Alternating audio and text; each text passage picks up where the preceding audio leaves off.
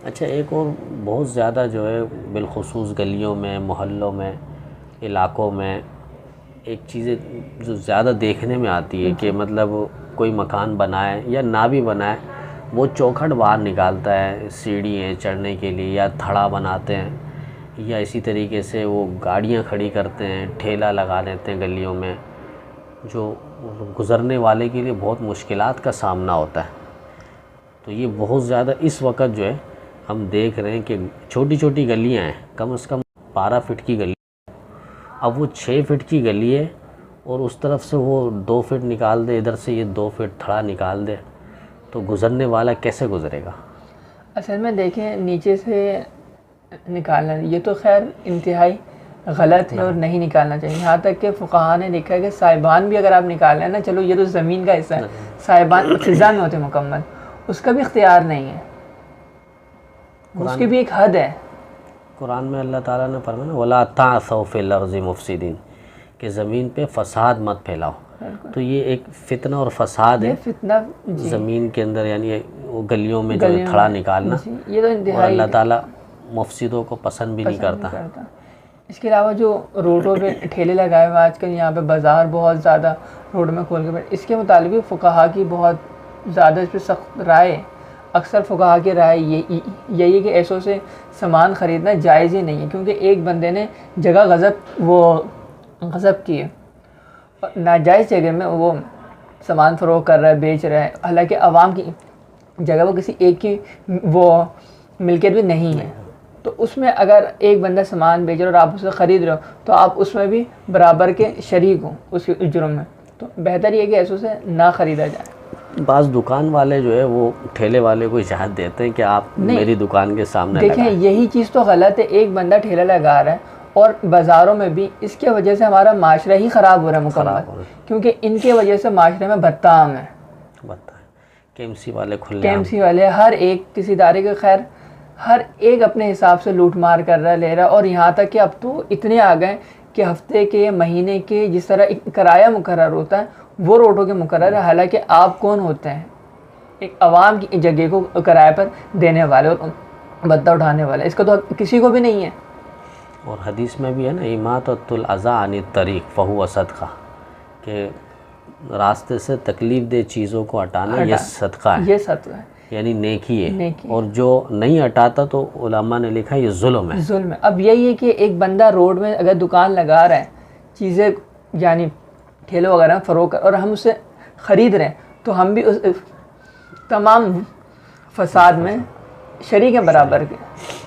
उसे ख़रीदना भी सही नहीं है, क्योंकि वो ज़ाहिर बात है भत्ता दे रहा है, रिश्वत दे रहा है, उसमें बराबर के शरीक है, हर जुर्म में उसके बराबर के शरीक है। अच्छा, इसमें इनको गसब, कब्ज़ा, नाजायज़, गैर कानूनी नज़र नहीं आता। मतलब तोड़ते तो है, वैसे कुछ तोड़ते हैं, हालांकि वो भी खुद चाहते हैं कि ये ख़त्म ना हो, क्योंकि महीने की आमदनी आ रही होती है, एक अच्छा रकम आ रहा होता है, रिश्वत हर एक के पास पहुंच रहा होता है। और आम लोगों भी सोचना चाहिए, एक बंदे ने दुकान ली, अपनी दुकान में फ़रोख्त कर रहा है, किराया दे रहा है, बहुत सारी चीज़ें, भाई इस चीज़ को आवाम करें, उससे संभाल लें।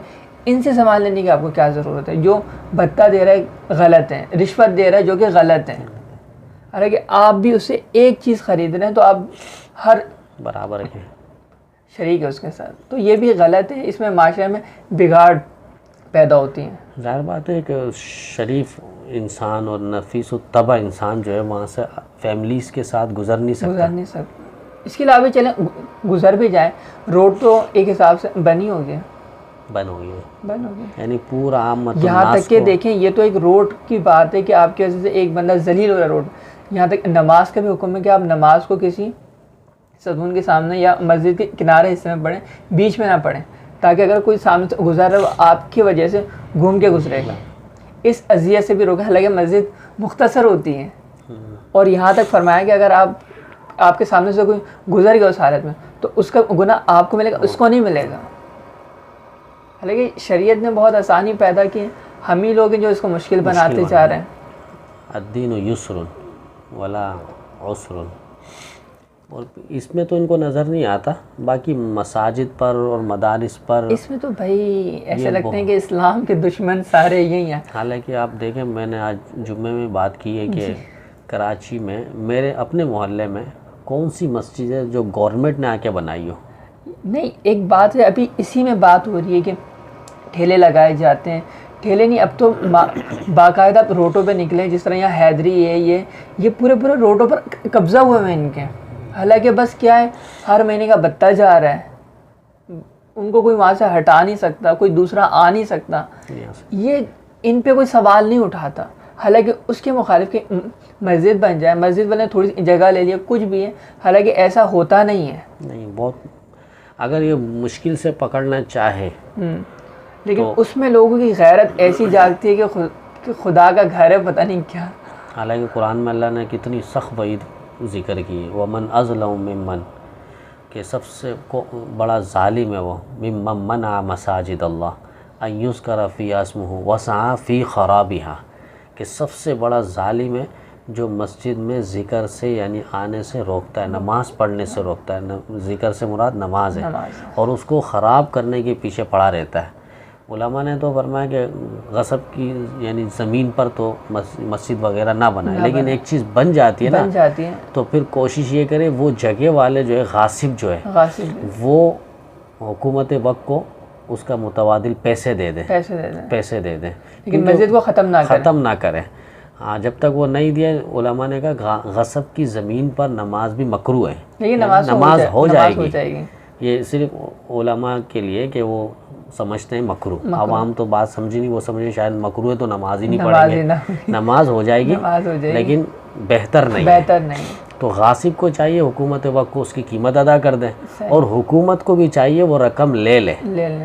और दूसरी बात है कि अगर ऐसी जगह में जहाँ पर वो समझते हैं कि यहाँ आम्मतुन्नास आवाम के लिए अशद ज़रूरत है, ऐसी सड़क पर उन्होंने मस्जिद बना दी, तो अब वहाँ पर जो है हुकूमत को भी चाहिए, जब वो गासिब या ज़मीन जो जिसने ली है और मस्जिद बनाई है वो पैसे ले लें, क्योंकि यहाँ पर अब आवाम की ज़रूरत हो गई है। कितनी ज़रूरत की, अब डाक खाना है या दीगर आम्मतुन्नास के लिए बहुत सारी चीज़ें ज़रूरत पड़ती है, गवर्नमेंट जगहों में रोटों में बना लेती है, बिल्कुल वो रिफ़ाए आम्मा के। यहाँ तक कि देखा जाए एक मसाजिद पर आवाज़ उठती, ठीक है, रिफ़ाए आम वाले बहुत सारे हैं, मैं नाम नहीं ले रहा। अच्छा, ये मसाजिद और मदारिस दस्तरखान रोडों पे लगते हैं, उस पर कोई सवाल नहीं उठाता, उसे तो कहते हैं कि अच्छा काम हो रहा है, बहुत अच्छा काम हो रहा है, हालांकि वो भी तो वही काम हो रहा है, हालांकि मस्जिद तो उससे ज़्यादा बेहतर है, कई दर्जे ज़्यादा बेहतर है। अहब्बुल बिलादि इलल्लाहि मसाजिद, ज़मीन के ऊपर सबसे बेहतरीन जगह वो मस्जिद है। हालांकि उस पर किसी को एतराज़ नहीं होता, हालांकि कब्ज़ा करके बैठ जाते हैं, उसके बाद आप उनको हटा भी नहीं सकते। लेकिन वहीं पे एक मुसल्ला लगा दिया जाए नमाज का तो लोगों को एतराज़ शुरू हो जाता है, पता नहीं हमारी कौम किस तरफ जा रही है।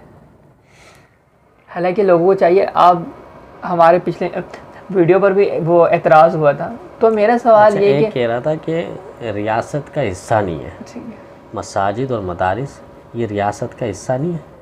नहीं, क्यों नहीं, ये तो रियासत का ही हक है कि हम इस्लामी ममालिक में मुल्क को जब हासिल किया था आज़ादी के नारे लग रहे थे, तो नारा क्या था?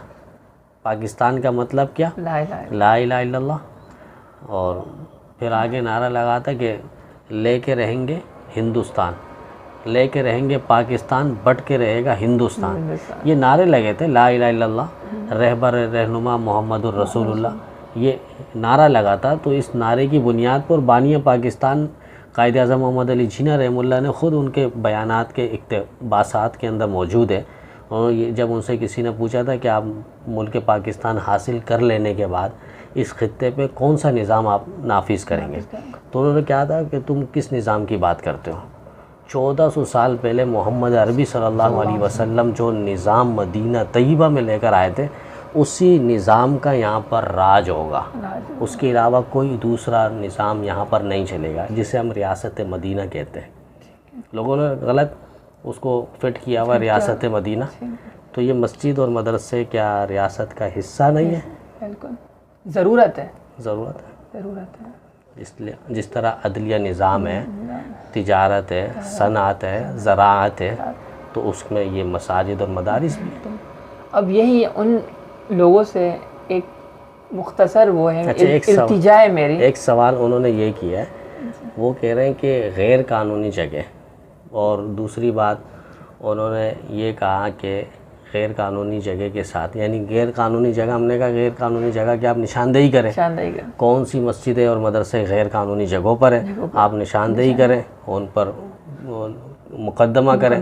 नंबर 2 ये कि अब आपको ख्याल आया कोई 30 साल बाद, 40 साल बाद एक मस्जिद बनी हुई है, 40 साल से, 1964 से मस्जिद बनी है, उसको रात ही रात शहीद कर रहे हैं। वो इस्लामाबाद, नाम इस्लाम और आबाद वहाँ पर इस्लाम, और वहाँ पर शरारत देखो आप, शैतान को खुश कर रहे हैं। मस्जिद को, अल्लाह के घर को रात ही रात ऐसा मिटाया उन्होंने कि वहाँ पर उन्होंने पूरा चटियल मैदान कर दिया, घास तक उगा दिया।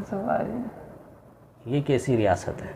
वही तो, अब यही है, जिन्होंने हमसे एतराज़ किया तो उनका यही है कि भाई अगर आपको बोलना ही है तो आप पार्किंग और ये जो बाज़ार वगैरह लगते हैं इनके ख़िलाफ़ आवाज़ उठाएं। ये भी गैर कानूनी जगह है और इसका तो कोई फ़ायदा भी नहीं है। रोडों पे जो लोग खड़े हैं इन पर एतराज़ करें आप, मसाजिद पर एतराज़ करके आपको मिलेगा क्या? नहीं, ये तो फिर ईमान से हाथ धो बैठने वाली बात है। इन्नमा यामुरु मसाजिद अल्लाह मन आमन बिल्लाहि वल यौमिल आखिर, यानी जिसका अल्लाह पर और ईमान आखिरत पर है ना, वो मस्जिद की तामीराती काम में बढ़ चढ़ के हिस्सा लेते हैं।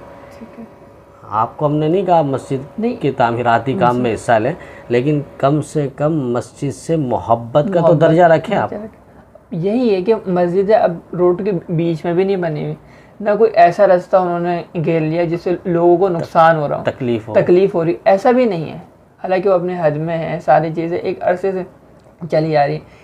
एक दज्जाल खड़ा होता है, कज़्ज़ाब खड़ा होता है, जलील हो रहा होता है, और यहाँ आके फिर शुरू हो जाता है कि बस मसाजिद गैर कानूनी जगह पर है और इस्लाम। हाँ, मेरे ख्याल से उनको शायद इससे कुछ इज़्ज़त मुराआत मिलती है, मिल जाती है। वरना अल्हम्दुलिल्लाह हमारे बड़ों ने इनके आकाओं को भी भगाया था और इनको भी भगाएंगे इंशाअल्लाह। भी आ जाए सफ़र में हज़रत आ जाए, फिर इंशाअल्लाह इनको भी लगाम दिया जाएगा। लगाम, बेहतरीन लगाम मिले।